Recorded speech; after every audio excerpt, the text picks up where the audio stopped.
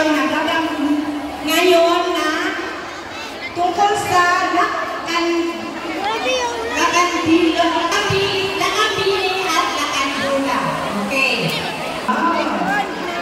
At ang sunod na hulong ay ang ating kagawan, si Kagawan Erwin, mga hulong ngayong umaga. So maraming salamat sa inyo pag-attend o Oy, anin. Naog din na kay mo. Ulit na lang ta.